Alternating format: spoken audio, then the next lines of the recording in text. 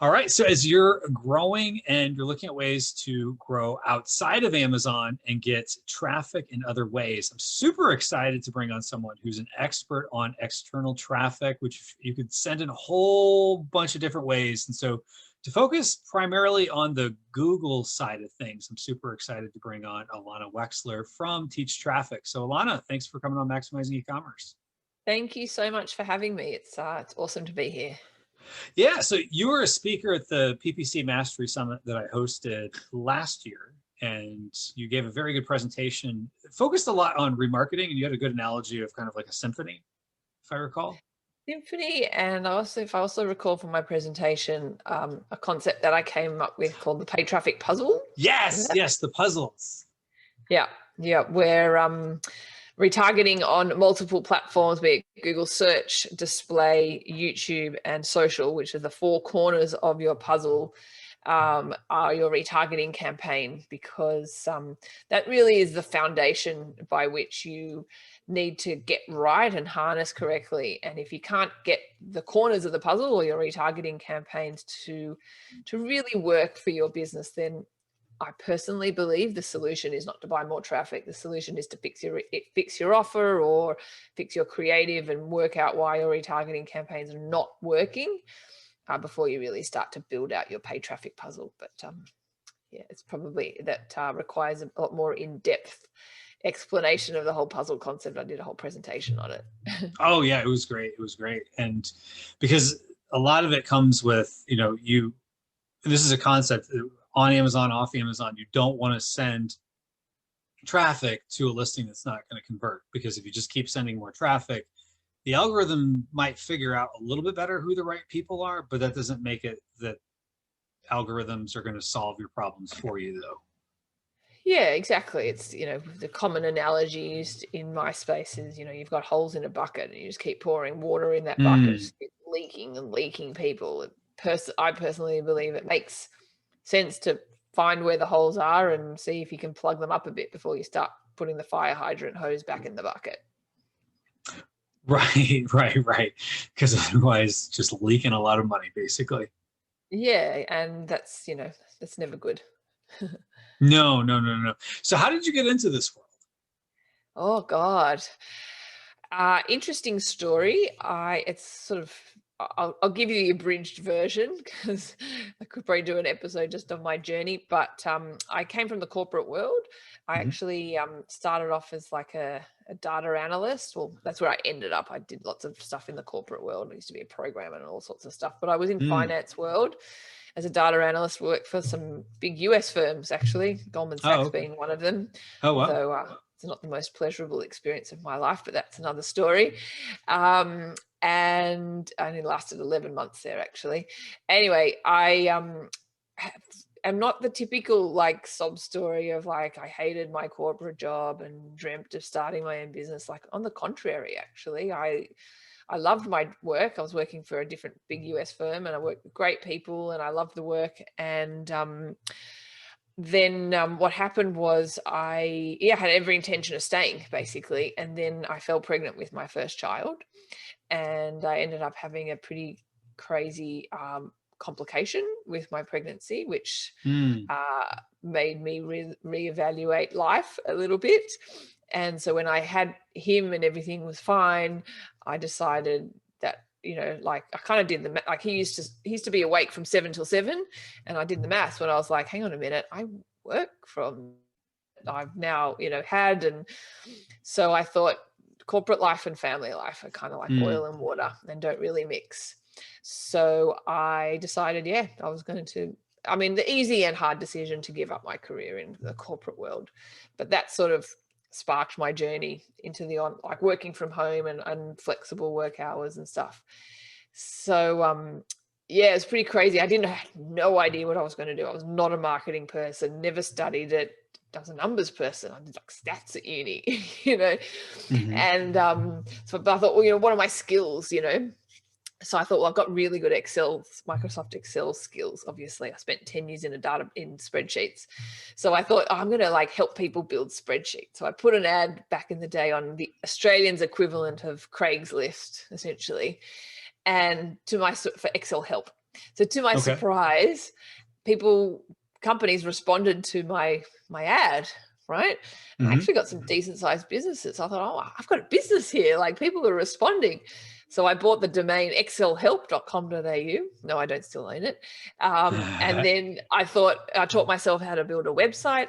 And I thought, okay, great, build it and they will come. Well, build it and they did not come, as I quickly learned. So that sparked, I guess, the journey into traffic. And I started like interviewing some agencies to help me get traffic to my Excel Help website. And they're giving me quotes. And I thought, hang on a minute, that's the business I got to get into, not this Excel business. And then that's a whole journey of like, I started off doing SEO. I did that for a while for my own websites. And then I decided I didn't like that. And I just discovered paid traffic. And as soon as I discovered, I was like, this is my home. This is totally like, this is just awesome. And so then I started just a Google ad agency where that's literally all I did for people. I'd like to say it was a strategic decision to only do that, but it's just all I was interested in. I just fell in love with Google ads. And so I just did Google ads for different businesses. And then Facebook ads really took off, because this is going back, 6, 7, 8 years ago. And so I incorporated, and I just became a paid traffic agency. And although I don't do much agency work anymore, I've run my agency, it's called Green Arrow Digital, for 8 years now. And then about a couple of years ago, I came to the conclusion that I didn't want to grow a big agency. It wasn't part of one of my life goals.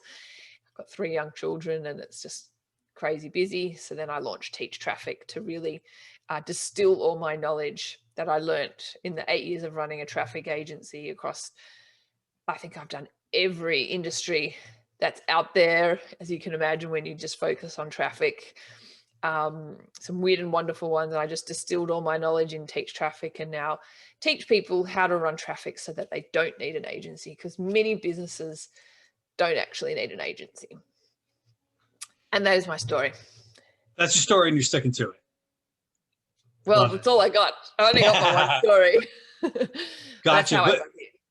Gotcha. And I know e-commerce is definitely one of them, because you and I first connected at, and we didn't talk about this before. Yeah, Seller Summit in 2019, which almost seems like an eternity ago, but it was right about 2 years ago as we record this. And it was in Miami. It was the one in Miami that you were at, if I remember correctly. So Yep. So I started speaking at events probably 3 or 4 years ago, and went across to Miami for Seller Summit, which was a great event. I love Steve and Tony put on a great event.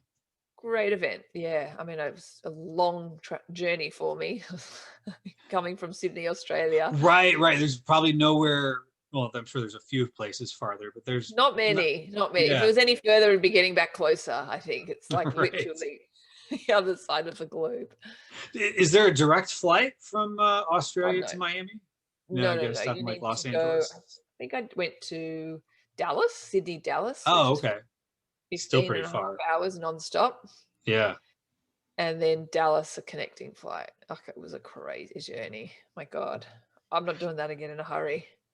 Yeah. There's no reason to be running out and doing long flights like that, unless maybe Steve's next event. I have no idea what his speaker lineup situation is, but I will say that. Yeah, our borders are closed. I couldn't go if I wanted to. That's true. We were talking about that before we hit record, that you're like literally and figuratively on an island. Exactly. We are trapped in paradise, as I say. Yes. But the good news is, even though you're trapped in paradise, you can still run Google ads to pretty much anywhere in the world. And I do. Nice. So what got you kind of into the Google side of things versus, let's say, Bing ads or Facebook ads or Amazon? I mean, this is going back, literally 8 years ago, which feels like, internet years are like dog years, so it's like eternity ago. Facebook ads really weren't that big back then. Maybe in the US they were, but not so much in Australia. And there was a huge need for Google ads. And as I said, I just discovered it and thought, and as soon as I discovered, I was like, this is so cool what you can do. And obviously Google had been around for a really long time.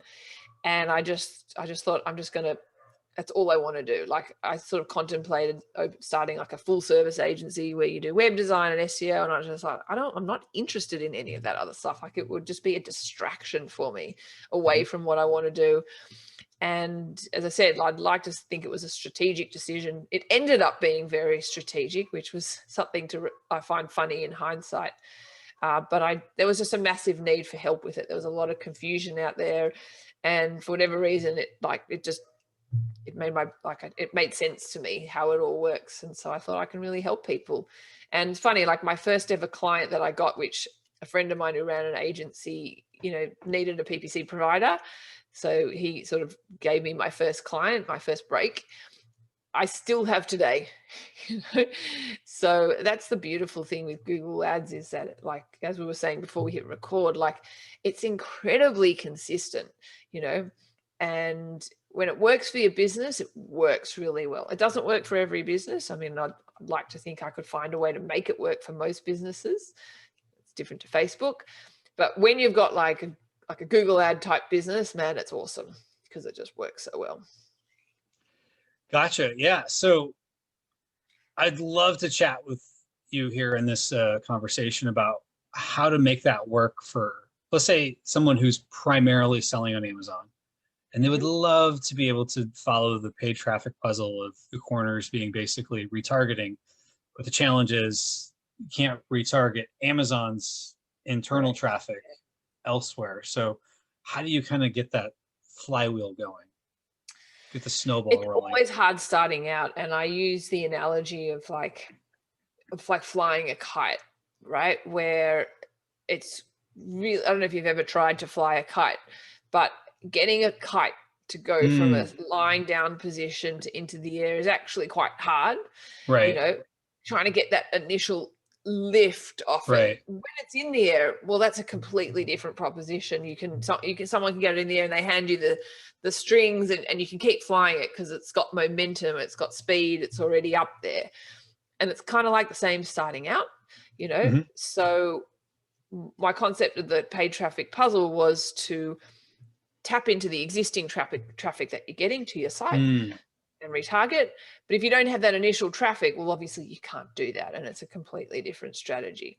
So as the situation or scenario that you just gave me now of somebody who is already selling on Amazon and wants to kind of get off the reliance of Amazon, obviously they would have a website, but if they're really not getting much traffic at all, well, then obviously you can't retarget those people. So then it's like, okay, well, what would be the best way to start getting traffic? This is a kind of thing where you ask 10 people, you probably most likely get 10 different answers. So I want to kind of, take my advice with knowing that there's 1,000,001 different strategies that you could use, and there's actually no right or wrong. There are shades of gray with that. There's actually many right ways, but the way that I personally have always approached it is I like to start with intent first. To me, I feel that's a really, really good way to see if my landing page or my website or my product page is actually going to do its job of convert people from a visitor to a customer, right? If I can't get in front of, so let's say you're selling a product like kids putty, just because it's on my desk. My daughter left it on my desk, right? Let's say I sell a product, and it's a great fidget thing, right? Let's say you sell a product like kids putty dough or whatever the hell they call it. What do they call it? Lab putty, whatever. If I can't swipe in front of someone at literally the instant that they have searched for buy kids putty online, if I can't get in front of them and get them to click on my ad, and when they click on my ad, I know it's exactly what they want because they've literally just typed it into Google. If I can't get them to buy, I personally think there's a problem with my product page, right? Maybe I don't have enough testimonials. Maybe I don't have a video showing the product. Maybe the copy isn't enticing enough, whatever, right?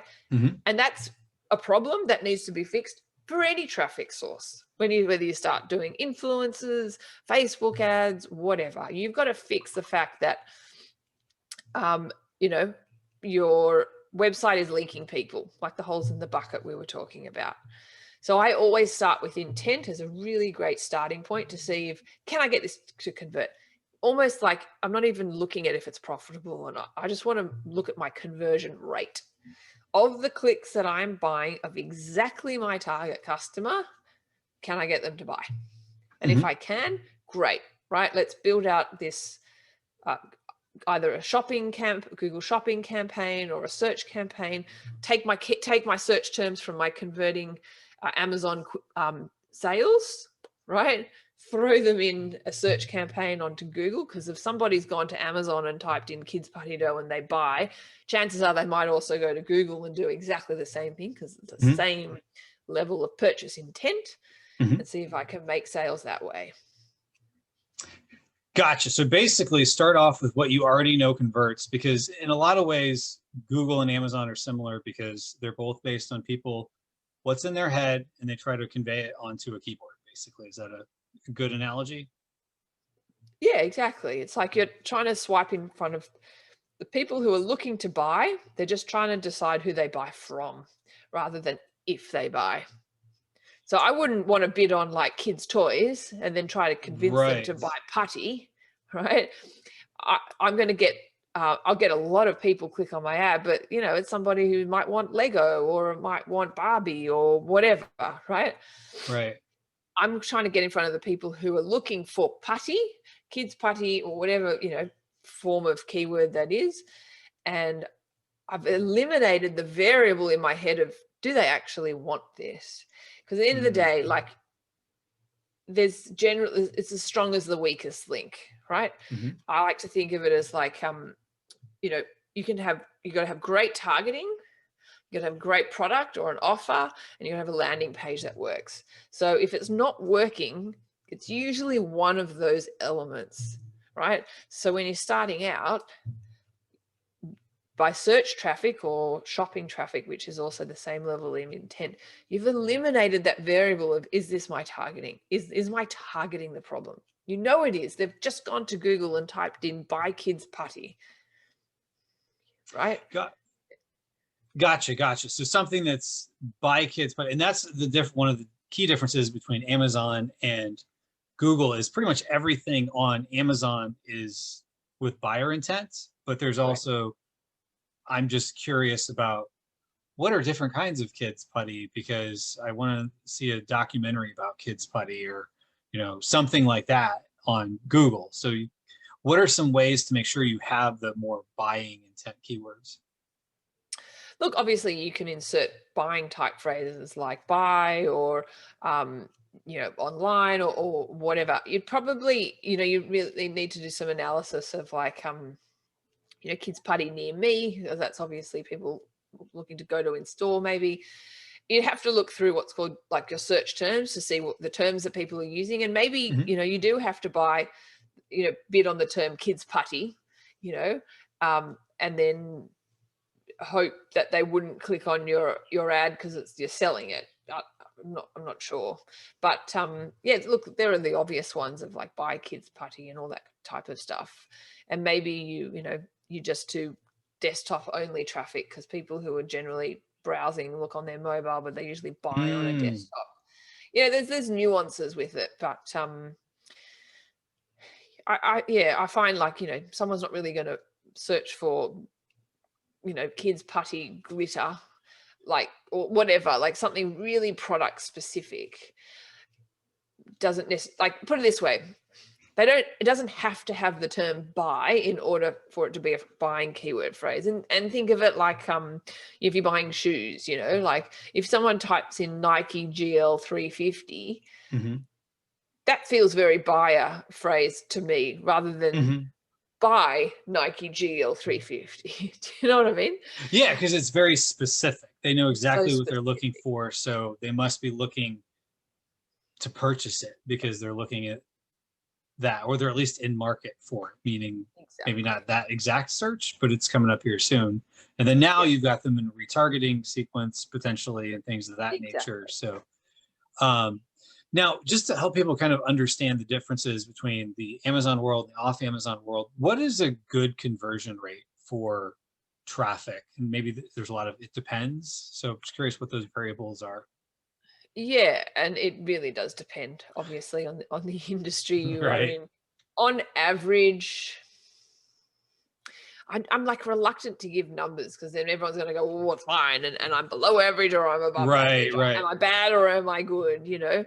Um, you know, oh, it really, Well, let's phrase it another way. Anecdotally, do you see the people like just have heard or you've seen where conversion rates versus Amazon for like similar type keywords, are they known to be better, is about the same, or not quite I as think they're good? known to be, I think on the Amazon world, they're known to be better.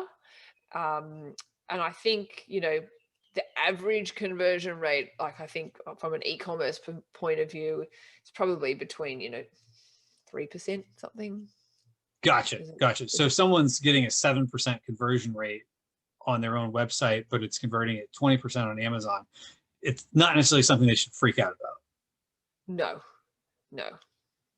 Gotcha, gotcha. Okay. So all right, so then let's go now to the next step of the game. So hopefully now they've tested with search-based type traffic that says people are at least reasonably and hopefully profitably buying your product on Google by searching for something that would make sense for them to want to buy it. What would be kind of their next step? Well, I like to really make sure I'm buying all that intent, all that, um, what's the word? Like available, like an appropriate Hmm. intent traffic. So I Mhm. like to run shopping campaigns, Okay. and I like to run. So I actually like to start with shopping campaigns, and I've kind of changed my tune over the years. So I like to run shopping campaigns purely because you've obviously got the image of the product and you've got the price there. So you don't have a situation where someone's clicked on your ad and they go, oh, that's what the price is. I'm not to hell with that. I'm not paying that, Hmm. right? They know before they click what the price is. So it's kind of like a good filter, and just shopping campaigns just work. Like they just work. So I like to sort of get a little bit technical here, but I like to create like a tiered structure for Hmm. shopping campaigns. I call it like the two. It's a common structure in the world of people who know Google Shopping, but have like what's called a mid-tier um, priority shopping campaign, but bid low for it. Hmm. Once I find the converting keywords, I create another shopping campaign, which is a lower priority, but I bid high. And I add my converting keyword negative keyword list to the mid priority. And it basically, essentially what I'm doing here is I've got a shopping campaign, or two identical ones, essentially. I work out what my converting keywords are. So back to the putty example, blue kids putty, pink kids putty, whatever. Let's Hmm. say make all my sales, that they're my best keywords, they're my money keywords. I want to make sure I bid high for those keywords alone. And I Hmm. want to bid high, so I'm on the left, I'm the sort of closest to the left of the shopping ads, Okay. right? So I'm seen, Hmm. and I force Google to bid high for that with my low priority bid high campaign by adding my converting keywords to a negative keyword list to the high level. It's a bit technical. Sorry, it's a bit of an advanced strategy. Does that make sense? Gotcha, gotcha. So yeah, because just to reiterate, kind of that strategy is because in Amazon you don't necessarily have We've got none of priority this stuff. campaigns. No, no. Yeah. So here you're basically saying this campaign is priority over this campaign. Am I understanding that correct? There's called there's priority of certain campaigns. So you assign the priority, and then Google gives precedence to the higher priority one, Okay. right? Okay. So let's say you've got the same products in both your middle priority campaign and your low priority campaign. The Hmm. only difference between those two campaigns is obviously the priority, but the bid, right? Mm. So you find what are the best keywords, maybe they're like even 10 keywords, doesn't matter, right? And you add those keywords as a negative negative keyword list to your mid priority. So let's say your keyword comes in a blue putty, like buy blue kids putty, right? Comes in, Google says, oh, we're going to show mid priority because that's what Ilana's done. She's told us to show this one first, and we're bidding low. Oh, hang on a minute. That keyword's added as a negative keyword here. I'm going to go to the next one down, and I'm going to bid high for it. So it forces Google to bid high for just those keywords. Got it. So we're putting these into their own, basically we're prioritizing the best keywords. We're prioritizing it in a specific campaign, but in order to do that, we have to make it the low priority campaign. Bid high. Because if I didn't do this, if I didn't split them out, what's going to happen is I'm going to be bidding high for terms that I don't really know that I want or don't convert very well, like kids putty. I don't want to bid high for kids putty because, as you say, it might be a kid that wants to make putty. It might be a kid that wants to watch unboxing videos of putty. Or I don't know. It could mean anything, right? So we might be willing to bid on that, but we don't want to bid too much. I don't want to go crazy with this because it's more top of funnel type stuff, right? But if someone types in something a bit more specific, like blue kids putty or buy kids putty, well, hang on a minute. I want to bid high for this because I know that converts better. So I have to force Google to show bid high for that particular term. And I do that by the priority strategy and adding a negative keyword list to the higher priority one to force Google to show the lower priority one, but bid high. Got it. I think I'm following. It's almost kind of like a waterfall effect in a sense. Yeah, pretty much. I go from this campaign to this campaign to this campaign, and eventually get to the one that you really want to prioritize, which is the one at the bottom, basically. Yeah. Okay. Now, I suspect that some of your listeners are running shopping campaigns, and they might be running what's called a smart shopping campaign. I don't know if Got it. What are your thoughts on that? Mixed, actually. Okay. So a smart shopping campaign is what's called a high priority campaign. So if I use it, right? So I had a client come to me, this is ages ago now, where they were running smart shopping and it was profitable, right? It was actually working really well for them. To give your listeners a bit of an explanation of what smart shopping is, essentially you're saying to Google, hey Google, here's a bunch of my products that I put in a spreadsheet, what's called your shopping feed, right? Here's a bunch of my products. Here's what, go away, basically find me customers. Right. And they spread your products all around the web based on a number of indicators of where they think your customers are hanging out online, basically. But they tell you nothing about the performance of it. Like they don't tell you what search terms they've typed in. They don't tell you anything. So you can't optimize it at all. It's a complete black box. Okay. You've handed over all the reins to Google, to their AI and machine learning. But hey, in some cases it works, right?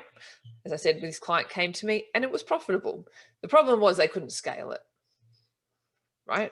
Which is why they came to me. They're like, we just want more sales.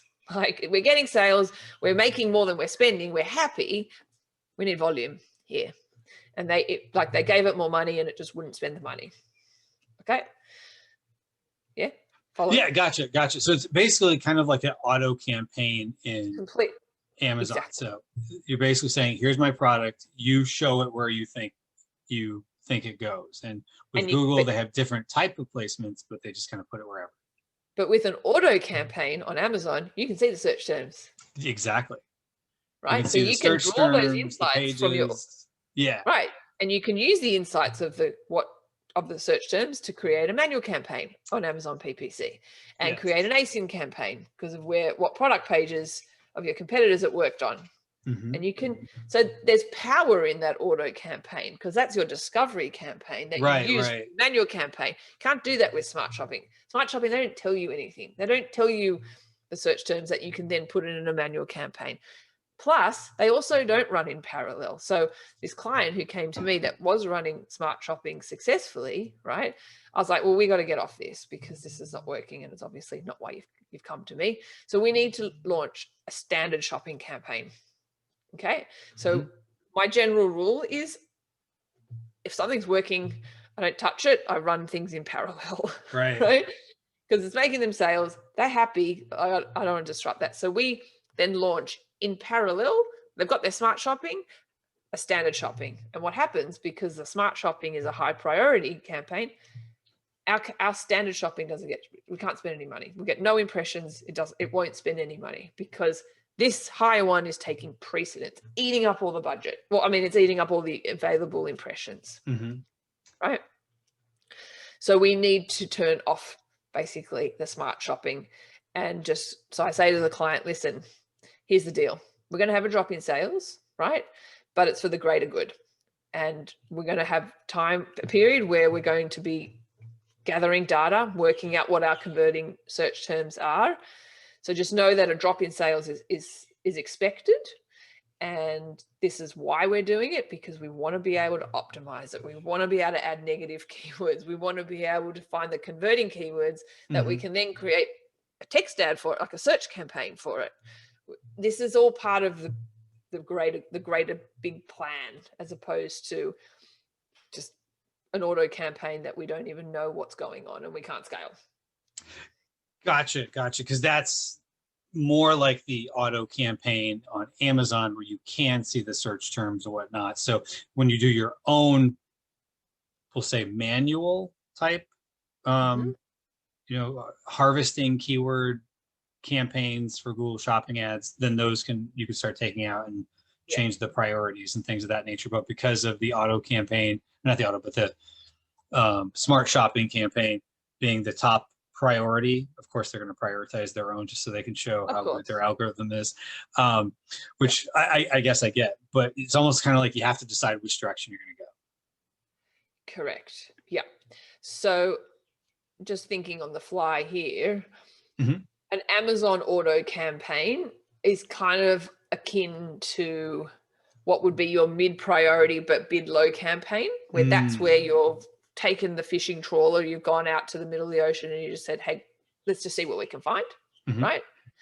Once you find the converting keywords from your auto campaign, you turn it into a manual, and that's kind of like your low priority, bid high, right? Right. And that's actually your equivalent of your manual campaign on Amazon. Got it. And they can run in parallel together. They will be seen. But your smart shopping, what you will possibly find is so what we ultimately did with this client is we found the converting keyword, and actually we managed to get scale and growth that way, and have now launched in other countries and stuff like that. What we found was why the smart shopping campaign was profitable was the huge chunk of the sales were coming. They sell this product. Obviously, I can't reveal the product, but it's a type of consumable, basically. The large chunk of their sales, which is why the smart shopping campaign was profitable, was from twin packs and triple packs, right? And obviously the conversion rate for smart shopping was much lower than our standard shopping, because it's right. You can imagine why. So what we ended up doing, which was really interesting, was we had our standard shopping campaigns for the single packs, which is what we were selling, right? But then we actually relaunched a smart shopping campaign for only twin packs and triple packs. Oh, okay. And then they weren't in conflict because it's different products. And our single packs were then being seen with the standard shopping. Got it. Because those needed a little bit more massaging, so to speak. Well, and they weren't actually profitable in the smart shopping. Right. So the only profitable products in the smart were the twin packs and the triple packs, because the average order value was much higher and that could make it work. And actually, when we had the twin packs and triple packs in the standard shopping, they weren't very profitable, which was also really interesting. So we found, interesting. I know. So it's kind of a combination of do what works and then what doesn't, try something different, basically. Yeah. So, but we drew the insights from the smart, as I said, from what products are selling from the smart and why it was profitable was that. And so, but the point is, by having different products in a smart and a standard, they weren't in conflict with each other, as opposed to competing products. Right. So you're siloing them. So this silo of products will be smart. This silo of products will be correct. That's right. And I've actually done this in another client. it's in the gardening niche. They sell like seeds and stuff. Mm-hmm. And they also sell like accessories. Mm. So big items that, I mean, you wouldn't really buy very often, as opposed to their main source of their income. And yeah, we put those accessories in the Smart, and it seems to be working, whereas before it didn't work in Stand. So that's I guess the tricky thing for people is like, you need to find your own version of your paid traffic puzzle, you know? Right. Because everyone's paid traffic puzzle is kind of unique to their own business. My job as an educator in this space is to teach you the process by which to find your own puzzle. Got it. So start off with more search type campaigns, whether, literally like, the text-based search or Google Shopping. Start with Google Shopping, see what works there. Now, when someone exhausts pretty much all the available keyword mining, would you suggest that maybe they dabble a little bit into YouTube or Google display ads? Because it's a whole other ball game. It's a whole other ball game. I'd say it depends. It really, really depends. Depends on the product, and it depends like how big of a problem it's, and also like what their margin is, and you're obviously going to get much different conversion rates. Put it this way, like once I've, as you say, exhausted the search and the shopping side of things, my personal next step would probably be Facebook retargeting. Get that to hum along nicely, and then do maybe cold traffic on Facebook. That's what I personally would. Google display for this type of thing would probably be last on my list. Okay. For cold traffic, I would possibly do, as I said, Facebook or Instagram, depending on how sort of Instagram worthy your product is. It really depends, Right. You're selling toothbrushes, I wouldn't, you know, like right. It really depends what you're selling, and possibly try YouTube ads, but be really, really specific. Like I'd find specific videos that maybe are like reviews of certain products or something that obviously allow Google ads on there. And I would just do what's called like placements. Mm-hmm. So say, hey, Google, I only want to show my ad on this specific video and this specific video. And, I would go to YouTube and do a keyword search myself in youtube.com for whatever would be like my target, type keyword. Mm-hmm. And choose those top organic results and try and test that. But I'd just be very, very specific. I wouldn't kind of let Google go crazy with it. But you can incorporate like shopping ads below your YouTube ad. Oh yeah, that's a whole review for placement. shopping. Yeah. So that they see your ad, and then you can see, you just buy straight from the ad, like down below. Gotcha. So the products showed in the ad are shown down below in the video. That and you can target a specific video for those type of Google Shopping ads. Oh wow, that's yeah, I believe so. Yeah, it's been a while since I've done it actually, but it's just called TrueView for shopping. Okay, that's interesting because I need to double check if you can do placement targeting with that. I'm not sure. Either way, the placement's there, and so whether you can have the product there or not, you can do what's called TrueView for action, which is like a call to action button on the video that you're showing. So at the very least, you can totally do that. Whether you can have your product at the bottom of it, I'm not 100% sure. I don't want to sort of say yes and then you can't. I'd need to double check it, but just had a brain freeze at the moment. But yeah, as I said, I would target specific, like almost like review type videos or unboxing videos or something, and just be very strategic. I wouldn't kind of go to Google, hey, go away and find me customers, and you'll show up. Like you'll burn your budget in, like they'll melt your credit card.